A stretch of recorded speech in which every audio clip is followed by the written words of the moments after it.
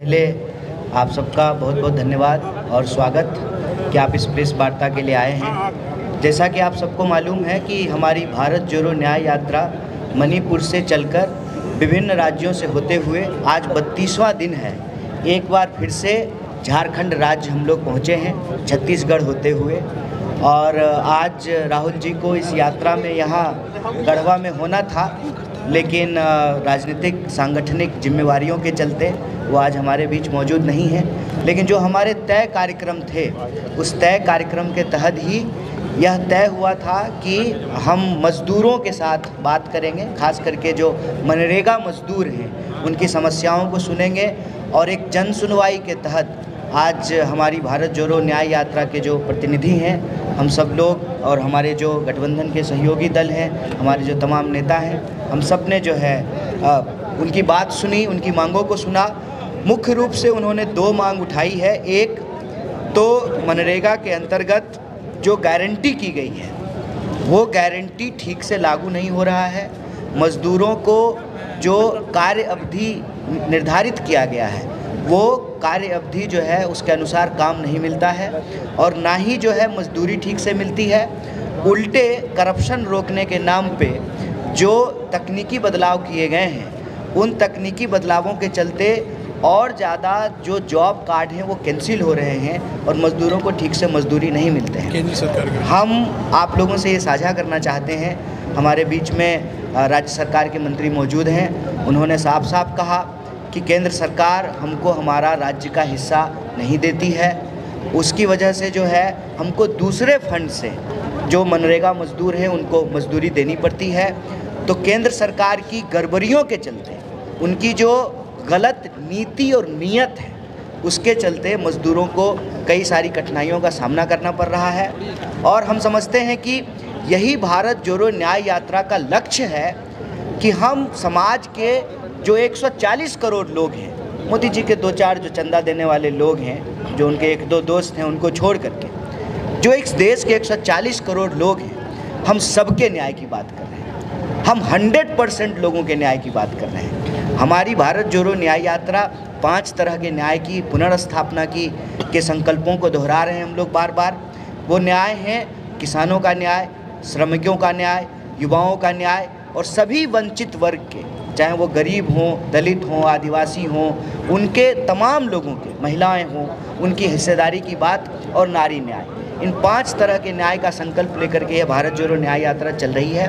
और आप सबसे हम इस प्रेस वार्ता के माध्यम से यह साझा करना चाहते हैं कि आज देश में, इस देश के अन्नदाता, उनके साथ जिस तरह से अत्याचार हो रहा है, जिस तरीके से एक तरफ तो आप सरकार जो है श्री चौधरी चरण सिंह जी को और डॉक्टर स्वामीनाथन को भारत रत्न देती है, दूसरी तरफ इस देश के जो अन्नदाता हैं, जो ऑलरेडी आंसू बहा रहे हैं, उनका आंसू पोंछने की बजाय उनके ऊपर आंसू गैस के गोले छोड़ रहे हैं। किसान खेतों में अनाज उगाते हैं, धान बोते हैं, सरकार जो है वो सड़कों पर कील बोल रहे हैं। तो मैं कहता हूँ कि ये देश बेचने और बचाने की लड़ाई है। किसान बचाने वाली कौम है, वो देश को बचाने वाली कौम है। तो ये हेलीकॉप्टर के घूमने वाले जो लोग दिल्ली की हुकूमत पे बैठे हैं, उनको ये सोचना पड़ेगा कि ये लड़ाई अगर हेलीकॉप्टर और ट्रैक्टर के बीच में छिड़ी है तो जीत ट्रैक्टर की होगी। इस बात को याद रखिएगा प्रधानमंत्री जी।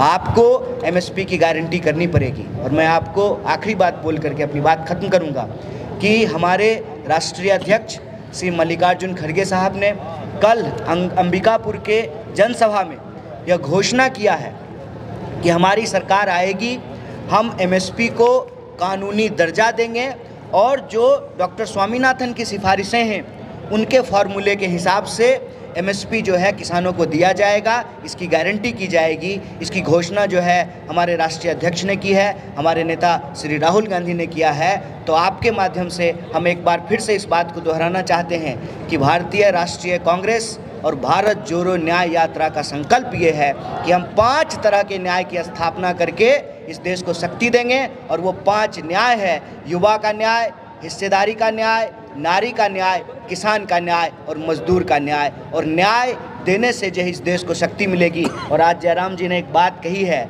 कि हम लोग जैसे भारत जोड़ो यात्रा में कहते थे कि नफ़रत के बाज़ार में मोहब्बत की दुकान खोल रहे हैं, उसी तरह से भारत जोड़ो न्याय यात्रा में हम लोग कह रहे हैं कि अन्याय के अंधकार के ख़िलाफ़ हम लोग न्याय का दिया जला रहे हैं। तो अन्याय से लड़ते हुए हमको न्याय की स्थापना करनी है। इन्हीं शब्दों के साथ आप सबका शुक्रिया, बहुत धन्यवाद।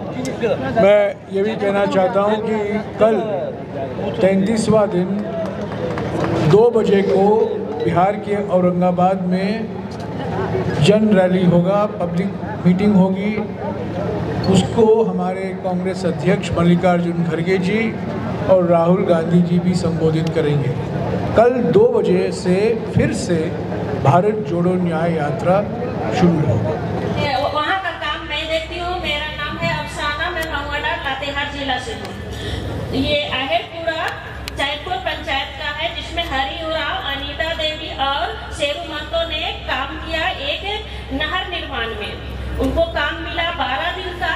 वो मजदूर 12 दिन काम किए, पर उनकी हाजिरी एनएमएस के कारण हाजिरी नहीं बन पाई। वहाँ नेटवर्क बहुत कमजोर है और नेटवर्क का एक समय है कि वो उसी समय खुलेगा और कुछ समय में वो बंद हो जाएगा, फिर दोबारा वो नहीं खुलता है। जिसके कारण ये जो हमारी मेट दीदी है, यही हाजिरी बना रही थी और नेटवर्क कमजोर के कारण उसका वो साइड नहीं खुला और वो काम कर रहे मजदूर का हाजिरी नहीं बनाई, जिसमें 12 दिन का उनका काम मिला था, जिसमें 8 दिन की हाजिरी कट गई और 4 ही दिन की हाजिरी बन पाई, जिससे मजदूर को 4 ही दिन की हाजिरी मिली, 8 दिन की उनकी मेहनत बेकार चली गई, जो कि आज तक उनको भुगतान नहीं मिल पाया। ये समस्या है क्योंकि हमारे यहाँ ग्रामीण क्षेत्र है, हमारे यहाँ अधिकांश क्षेत्र में नेटवर्क नहीं रहती है, बिजली की इशू रहती है और एनएमएस के कारण हाजिरी नहीं बनती है। तो आज यहाँ उम्मीद से आए हैं कि नरेगा में जो एनएमएस है, जो टेक्निकल सिस्टम है, उसको हटा दिया जाए और जो पहले जिसे ज़्यादा जो लोग काम करते थे वो वाला सिस्टम लाया जाए, सामूहिक में काम करें लोग। अब है कि 1-2 लोगों को ही काम मिल पाता है, वो भी पर्सनल काम, सामूहिक काम नहीं कर पाते, काम में बहुत दिक्कत हो रहा है। तो एनएमएस को हटाया जाए और जो मजदूरी दर है उसको बढ़ाया जाए। इस उम्मीद से हम लोग आज भगवानघाट से रंका तक हम लोग चल के आए हैं। सभी को जो हाथ,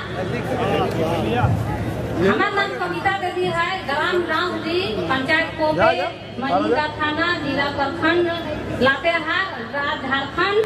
हमारे तो रिलेटेड कर लगी, कहाँ से काम करबे हम? नरेगा में काम कर रही तो बाल बच्चे परिवार कैसे खाते जीता? तो हम चाहिए कि हमारा जो डिलेट भे गल है, तकरा हमारा खाता अथी डेट आईडी सुधरे चाहिए। हमें सुधरते तो कैसे